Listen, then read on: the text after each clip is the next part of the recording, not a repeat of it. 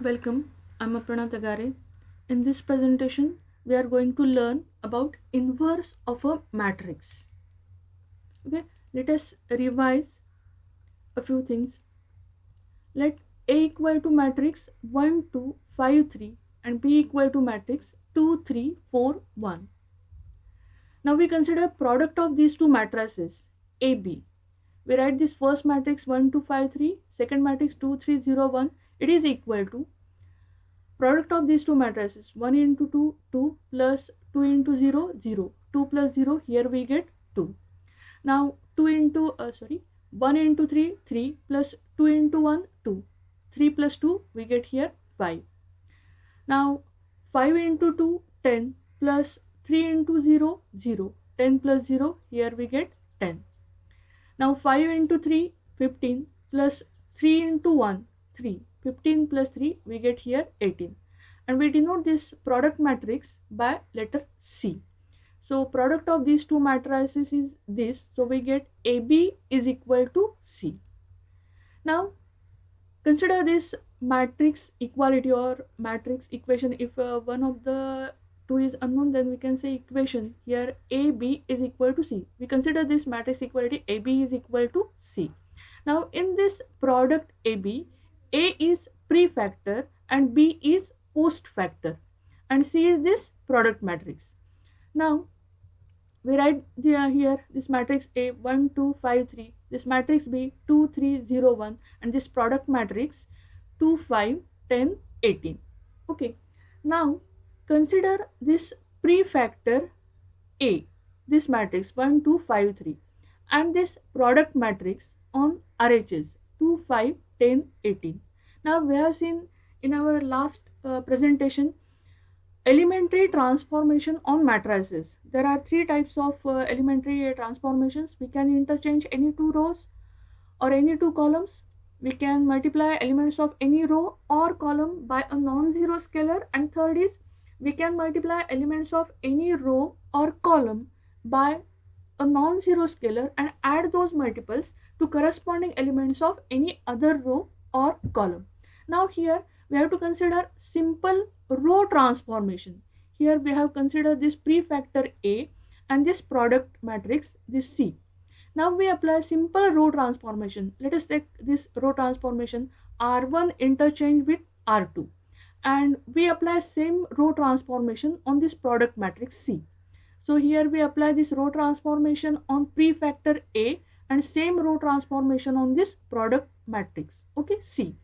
Now after applying these transformations on this prefactor and on this product matrix, and we keep this post factor as it is. Okay, so let us apply this row transformation. So now first row will be 5 3, second row will be 1 2 here in prefactor, and here in this product matrix first row will be 10 18 and second row will be 2 5, and keeping this post factor as it is, we get this equality, this product here first matrix.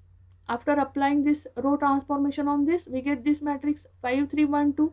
We keep this post factor as it is, and after applying same row transformations on this product matrix, we get this matrix 10 18 2 5. Now let us check after applying row transformation on this prefactor and this product matrix whether this equality get balanced or not. We consider product of these two matrices 5 into 2 10 plus 3 into 0 0, 10 plus 0 here we get 10. Now 5 into 3 15 plus 3 into 1 3, 15 plus 3 here we get 18. Now 1 into 2 2 plus 2 into 0 0, 2 plus 0 2, here we get 2, and we get 1 into 3 3 plus 2 into 1 2, 3 plus 2 5. So after applying row transformation on this prefactor and same row transformation on this product matrix, this equality get balanced, and here we keep post factor as it is. Okay, now consider what about column transformations. Consider this matrix equality AB is equal to C. We write here matrix A 1 2 5 3, matrix B 2 3 0 1, and we note that it is equal to this matrix. We have performed here this matrix multiplication matrix C is 2, 5, 10, 18. Now consider this post factor in this product AB. B is a post factor. So here B is a post factor and it is product matrix C. Now we apply column transformation on this post factor and this product matrix. So consider simple column transformation. We can apply any column transformation, but here we are we are applying here simple column transformation. C1 interchange with C2 and same column transformation on this product matrix, and we keep this prefactor as it is. Now here this column transformation on post factor and same column transformation on this product matrix. Okay, and we keep this prefactor as it is. After applying this column transformation on RHS, we keep this prefactor as it is 1, 2, 5, 3, and we apply column transformation on this post factor. Now second column is 2, 0. Here we write 2, 0. Here we write second column as first column 3, 1. Here we write first column 3. So we apply column transformation on this post factor and same column transformation on this product matrix. 2, 10 we write as second column. Here second column 5, 18 we write as first column. Now we have to check after applying column transformation on post factor and this product matrix whether this equality get balanced or not. Let us check. We consider product of these two matrices. 1 into 3, 3 plus 2 into 1, 2. 3 plus 2, 5. We get this element 5. Now 1 into 2, 2 plus 2 into 0, 0. 2 plus 0, 2. Here we get this element 2. Now 5 into 3, 15 plus 3 into 1, 3. 15 plus 3, 18. We get this element 18. Now 5 into 2, 10 plus 3 into 0, 0. 10 plus 0, 10. So after applying column transformations on prefactor and same column transformation on this product matrix on RHS, this equality get balanced. So these things we have to remember that we here apply row transformation on prefactor and the product matrix, and we apply column transformation on post factor and the product matrix. Then this equality get balanced.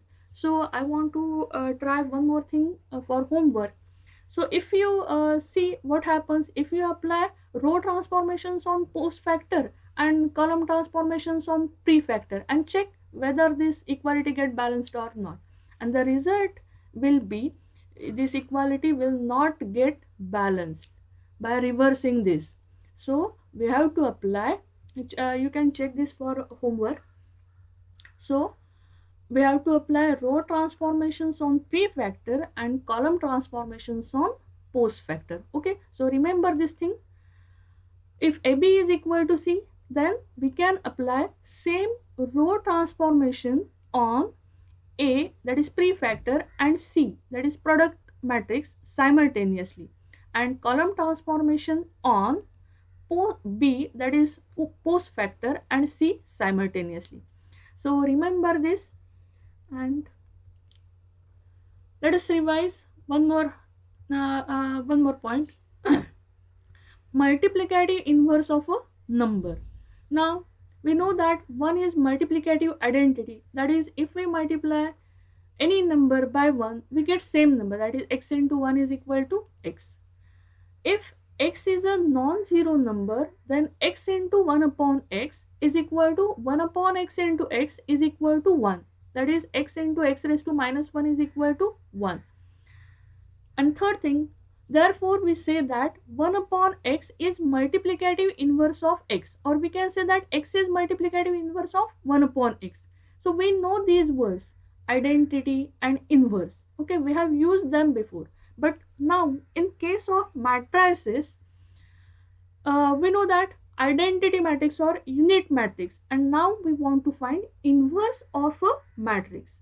So now in case of matrices, if A is a non-singular square matrix of order m and B is another square matrix of the same order m, such that AB is equal to BA is equal to I, where I is an identity matrix, then A is inverse of B and B is inverse of A, where I is an identity matrix of order M. So we have used these words identity and inverse in case of numbers. Now we have to find inverse of a matrix. Now let us see definition of inverse of matrix. If A is a square matrix of order M and if there exists another square matrix B of the same order such that AB is equal to BA is equal to I, where I is the identity matrix of order M, then B is called as inverse of A and it is denoted by A raised to minus 1, that is A inverse. Okay, so it is definition of inverse of a matrix, and these are the points mentioned in this definition. That is, here B is inverse of A. Now we replace this B by this notation A inverse. Okay. Now in place of B we write here A inverse. In place of this B we write here A inverse. So this equation we can write in this way: A into A inverse is equal to A inverse into A is equal to I. Okay. Now second thing, AB is equal to BA is equal to I implies A is inverse of B and B is inverse of A. Okay. So if we have this equality, then A is inverse of B and B is also inverse of A. So here A is this matrix and A inverse is another matrix. Then we can say that this second matrix is inverse of A, or we can say that A is inverse of A inverse. Okay. A is square matrix. A square matrix A has inverse if and only if determinant A is not equal to 0. Now it is very important. That means inverse of the matrix exists if and only if determinant A is not equal to 0. So before finding inverse of a matrix, we have to check whether the matrix is square matrix or not. That is, if the matrix is of order 3 by 2, we cannot find its value, therefore inverse cannot exist. So the matrix must be square matrix and we evaluate the determinant of the matrix, and if the value of the determinant of matrix A is non-zero, then its inverse exists. Determinant A is not equal to 0, that means A is a non-singular matrix. Okay. Now a matrix is said to be invertible if its inverse exists. Now simple question may be there: check whether the matrix is invertible or not. Only we have to find determinant of that matrix, and if the value of the determinant is non-zero, then we say that the matrix is invertible. If A is a square matrix and its inverse exists, then it is unique. Okay, so if A is a non-singular matrix, then there is one and only one inverse of that matrix, that is inverse of a matrix. If it exists, then it is unique. So considering all these things, we have to find inverse of the matrix. Now there are two methods to find inverse of a matrix, which are going to see. First is inverse of a matrix by elementary transformation, and second is inverse by adjoint method. Now here we are going to discuss this method, inverse of a matrix by elementary transformation. We have seen elementary transformations in previous part. So inverse of a non-singular matrix by elementary transformation. So before finding inverse, first we have to check whether the inverse exists or not. So for that we find determinant of the matrix. If it is non-zero, that is given matrix is non-singular matrix, then its inverse exists, and then we find its inverse. Now elementary transformation, we know that there are elementary row transformations as well as elementary column transformations. So we can find the inverse by applying row transformation or by applying column transformation. Let us see inverse of a matrix by applying row transformation. Now here we have to apply row transformation. So if we want to find inverse of matrix A by row transformation, so to apply row transformation, that matrix A must be prefactor. Okay, so we have to consider this equation: A into A inverse is equal to I. Now consider in this product, A is a given matrix. We want to find A inverse. So we don't know A inverse. We have matrix, given matrix A, and we consider this identity matrix is of same order that of A. So if A is of order 2, we have to consider identity matrix of order 2. If A is of order 3, we have to consider this identity matrix of order 3. Now here row transformations are to be applied, so we take here A as a prefactor.